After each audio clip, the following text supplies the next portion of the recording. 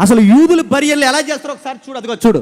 అలా చుడతారు. అంటే ఈ సన్నటి క్లాత్ అలా రౌండ్గా చుట్టి చుట్టి చుట్టి చుట్టి చుట్టి, అదిగో అది చూడండి.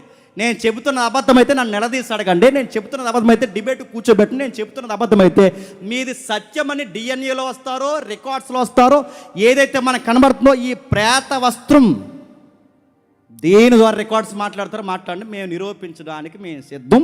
ఆయన పునరుద్ధానుడు, దానికి మేము చెప్పండి సాక్షులు. అందుకే ఆయన అలా చుట్టారంటే ఆ కింద నుంచి, ఆ కింద అరికాలు దగ్గర నుంచి పై వరకు ఇలా చుట్టుకుంటూ చుట్టుకుంటూ చుట్టుకుంటూ చుట్టుకుంటూ వచ్చి తల దాకా వచ్చిన తర్వాత ఏం చేస్తారంటే తలకి ప్రత్యేకమైన రుమాల్ లాంటిది చుడతారు.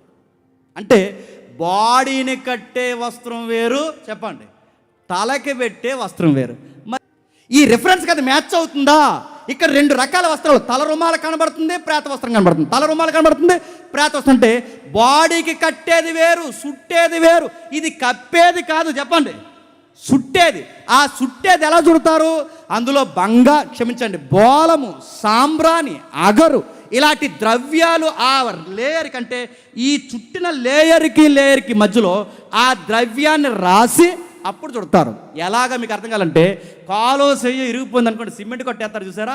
ఆ సిమెంట్ కొట్టేస్తున్నప్పుడు దానికి మధ్యలో సిమెంట్ ఎలాగైతే రాస్తారో, ఆరిపోయిన తర్వాత అది ఎలాగైతే గట్టిగా అయిపోద్దో సేమ్ అలాగే సుగంధ ద్రవ్యాలతో కట్టేసినట్టే వేస్తారు. అది వాళ్ళ బరియల్.